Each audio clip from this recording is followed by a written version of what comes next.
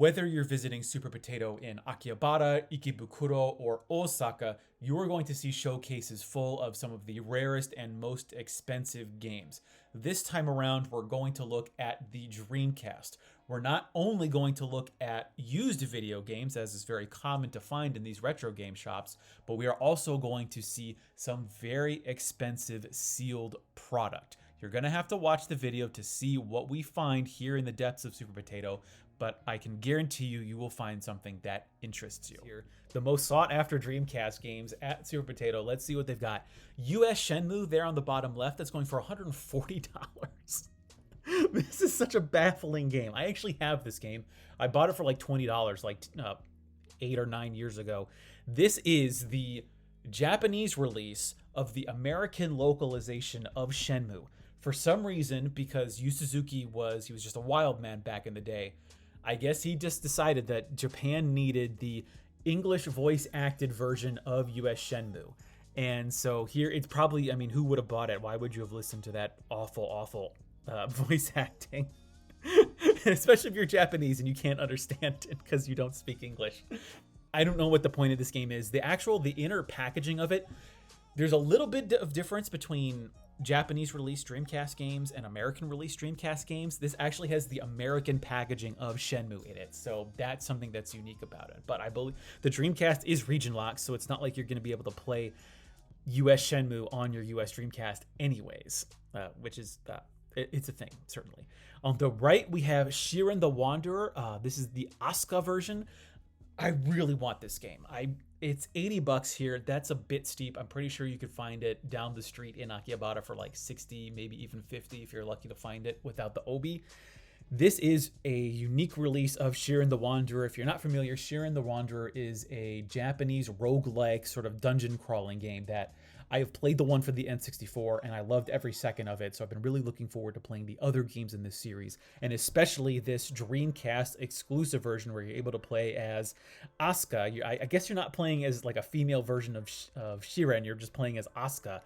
Man, this game looks so cool. I've seen some gameplay footage of it. I really want to play. And then I also love on the bottom right there, you've got a couple of uniquely skinned Dreamcast VMUs going for $40. I don't know if these were like contest prices. I don't know what's up with those boxes there.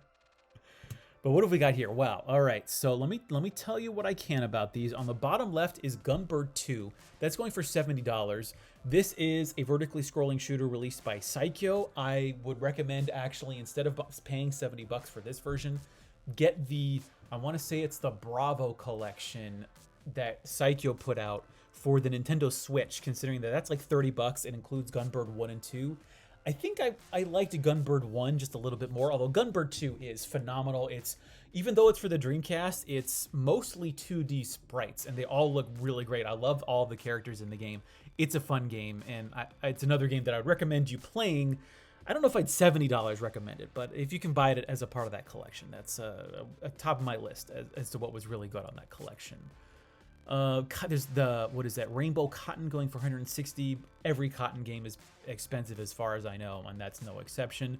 On the bottom is, I think, an interesting game because it's Street Fighter Alpha 3, but it is the for matching service version. There were a bunch of games that were re-released on the Dreamcast that took advantage of the Dreamcast online functionality. There is another copy of Street Fighter Alpha 3 that came out for the Dreamcast that does not work online.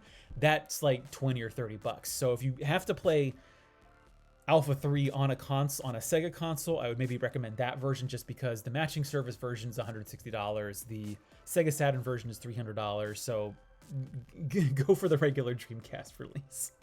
Border Down on the top right, that's another shooter that came out on the Dreamcast. It's fine. I don't know if it's my favorite for the Dreamcast, but that's going for $300.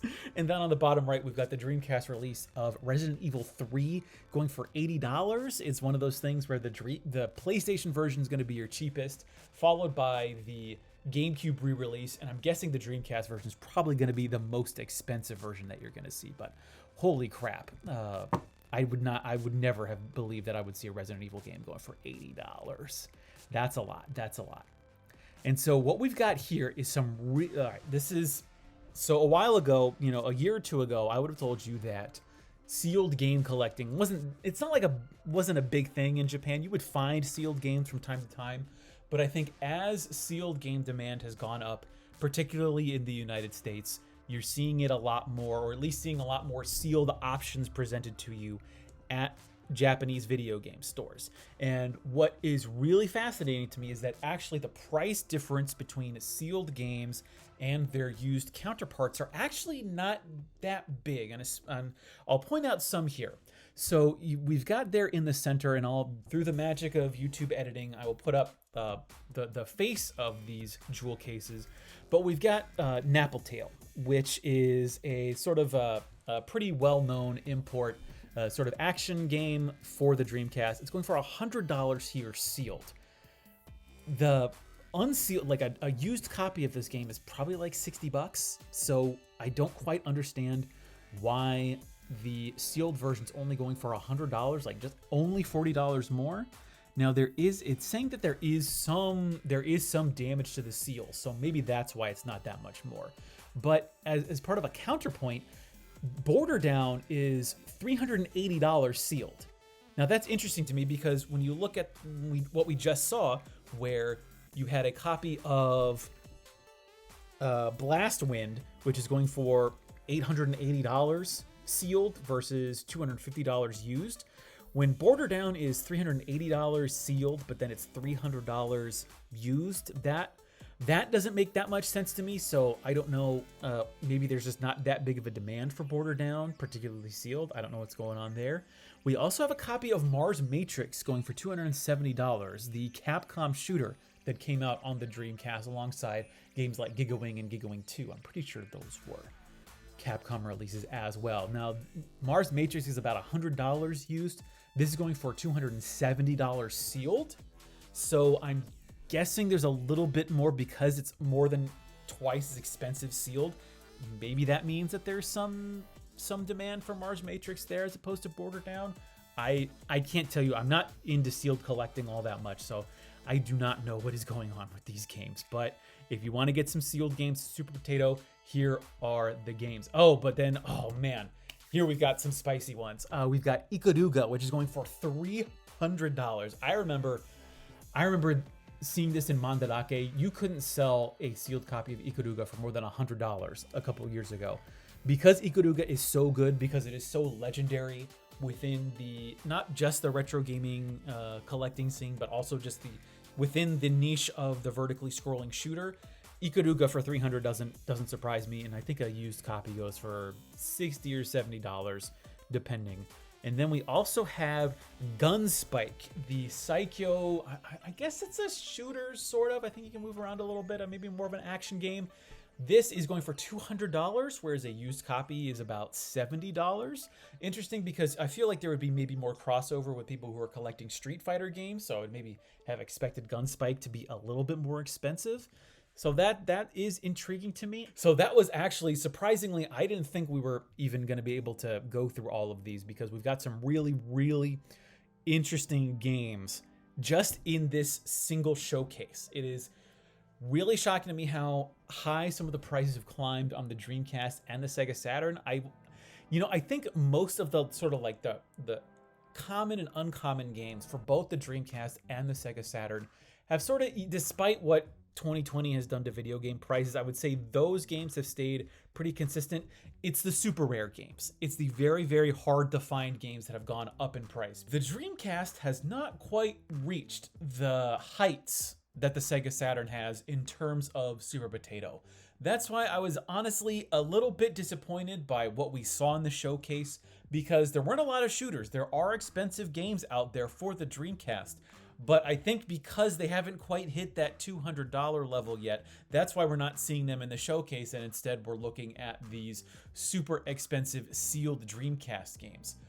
But on the other hand, there are these really expensive titles out there like Cleopatra Fortune, those 2K3 sports games that are like $400 or $500.